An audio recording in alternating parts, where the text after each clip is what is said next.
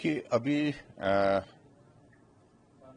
माननीय राज्यपाल महोदय जी के बाद आज चर्चा समाप्त हुई आज, और चर्चा पर जवाब मुख्यमंत्री जी ने देना था और हम सहज होकर के सुनने के लिए तैयार थे। और हमको लग रहा था कि मुख्यमंत्री उन सारे विषयों पर बात करेंगे जो हमारे सभी विधायकों ने उठाए हैं और राज्यपाल महोदय जी के अभिभाषण तक ही सीमित रहेंगे, क्योंकि राज्यपाल जी का अभिभाषण जो है वो सरकार की 1 साल के कार्यकाल की उस वर्ष के जो फाइनेंशियल ईयर की जो उनकी एक्टिविटीज रही है, गतिविधि रही है, कार्यकाल योजनाएं रही हैं, उनका लेखा जोखा होता है। लेकिन उस पर कतई भी नहीं बोले। शुरुआत सीधे की उनने, और शुरुआत क्या की, विपक्ष को कोसने की कि भारतीय जनता पार्टी की सरकार रही, प्रदेश का खजाना लूटा, और ऐसे में बात करते करते स्वास्थ्य विभाग के ऊपर वो चर्चा करते हुए बोलने लगे कि जो हिम केयर आपने शुरू की उसके कारण हिमाचल प्रदेश के खजाने को आपने बुरी तरह से लुटाया। ये शब्द जब उनने कहे, जब हमने उनसे पूछने की कोशिश की कि आप बताएं तो सही, 2 वर्षों से आप सत्ता में हैं, 2 वर्षों से आप 2.25 वर्षों से आप सरकार चला रहे हैं, अगर आपको लगता है कि इसमें खजाना लूटा गया है तो आप कार्रवाई करिए, जो लोग दोषी हैं उनके खिलाफ कार्रवाई करिए। लेकिन मुख्यमंत्री को आदत पड़ गई है तथ्यों से हट करके बोलने की, झूठ बोलने की, सरासर झूठ बोलने की, और कहने लगे कि प्राइवेट सेक्टर में जो हिम केयर के माध्यम से जो आपने ट्रीटमेंट के लिए जो एम्पैनलमेंट किया जिनका, वहां उन लोगों ने बिल बना दिए। कोई बिल नहीं बना सकता था। आयुष्मान भारत की गाइडलाइन पर सारी योजना बनाई गई।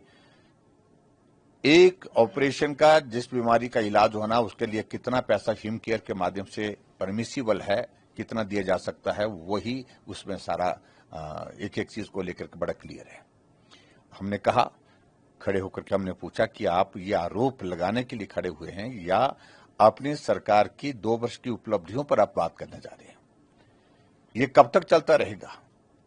2 वर्ष से आप एक ही बात को रोना, प्रदेश का खजाना लूटा, प्रदेश में जो है लोन की जो है वो ये जो बोझ पड़ा, ये सारी चीज को लेकर के बोलते हैं। अब 2 साल हो गए हैं, कब तक इन कहानी को सुनेंगे, कब तक इन सारी बातों को चर्चा करते रहेंगे? आपने क्या किया 2 साल के कार्यकाल में, आप उस बात पर बात करें।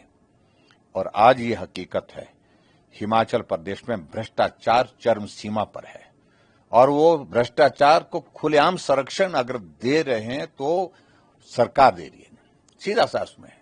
भ्रष्ट अधिकारियों की बहुत सारी फौज इनने चारों तरफ खड़ी कर दी है, जो इस प्रदेश की संपदा को बुरी तरह से नुकसान पहुंचा रहे हैं, प्रदेश को पूरी तरह से लूट रहे हैं, और गलत आंकड़े अपनी कुर्सी को बचाने के लिए, अपने कुर्सी पर बने रहने के लिए दिए जा रहे हैं।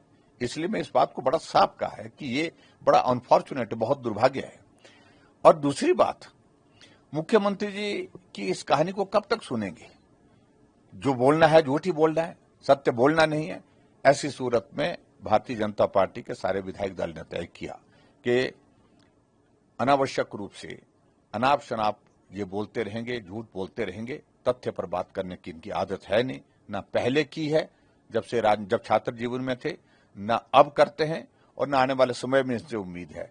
और इसलिए भारतीय जनता पार्टी ने तय किया कि राज्यपाल महोदय जी के प्रति हमारा पूरा सम्मान है, पूरा आदर है, लेकिन जो राज्यपाल महोदय जी के अभिभाषण पर जो चर्चा के दौरान जो मुख्यमंत्री जवाब दे रहे थे, वो जो मुद्दे भारतीय जनता पार्टी ने उठाए थे, उस पर न चर्चा करके सिर्फ और सिर्फ विपक्ष को कोसने के लिए, विपक्ष को गाली देने के लिए, चाहे वो प्रदेश में है, चाहे वो हमारे केंद्र में हमारी आदरणीय मोदी जी की सरकार है, तो उन पर आरोप लगाते हुए, उन पर बात करते हुए जब आगे बोलने लगे तो हमने कहा कि उचित होगा कि हम इस जवाब का जो मुख्यमंत्री दे रहे हैं, जो तथ्य पर नहीं है, इसका हमको विरोध करते हुए वॉकआउट करना चाहिए। हमने वॉकआउट किया।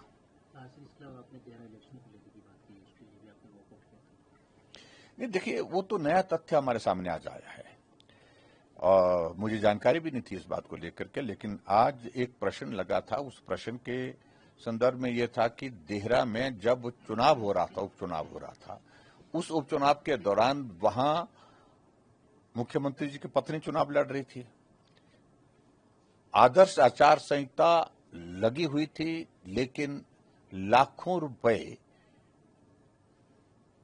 सैकड़ों महिला मंडल वहां पर हैं, उनके खाते में डाले गए। उसकी सारा रिकॉर्ड निकल रहा है। प्रश्न उसी संदर्भ में था कि उसकी डिटेल दी जाए। इन्होंने कहा कि सूचना एकत्रित की, क्योंकि जवाब देना नहीं चाह रहे हैं। और मुझे जानकारी आज मिली कि आरटीआई में भी कुछ लोगों ने उसमें अप्लाई किया है, उसका भी जवाब नहीं दिया जा रहा है। और वो पैसा चुनाव के दिनों में डाला गया, चुनाव आचार संहिता के दौरान डाला गया। उस पैसे के कारण महिला मंडल को प्रभावित किया गया और चुनाव प्रभावित हुआ। 50,000, 1 लाख रुपए महिला मंडलों के खाते में डाले और वो सैकड़ों की संख्या में बताए जा रहे हैं। मुझे मालूम नहीं, आंकड़ा सही आएगा तो पता लगेगा। ऐसे में हमने कहा ये एक तरह का उस तरह का मामला है जो कैश फॉर वोट के लिए जो है वो कैश दिया गया, पैसा दिया गया, उस तरह की एक परिस्थिति है। और इस सारे मामले को लेकर के सरकार स्पष्ट करे, लेकिन उसके बावजूद जब उन्होंने जवाब नहीं दिया, गोलमोल जवाब देने की कोशिश की उप मुख्यमंत्री जी ने, तो हमने उस जवाब से संतुष्ट न होकर के हमने उचित समझा कि हम वॉकआउट करें। हमने वॉकआउट किया। अगर आप ये वीडियो YouTube पर देख रहे हैं तो हमारे चैनल को सब्सक्राइब कर बेल आइकन दबाएं और Facebook पर देख रहे हैं तो हमारे पेज को लाइक करें। 8 मिलियन प्लस सब्सक्राइबर, आपके इस भरोसे के लिए बहुत धन्यवाद।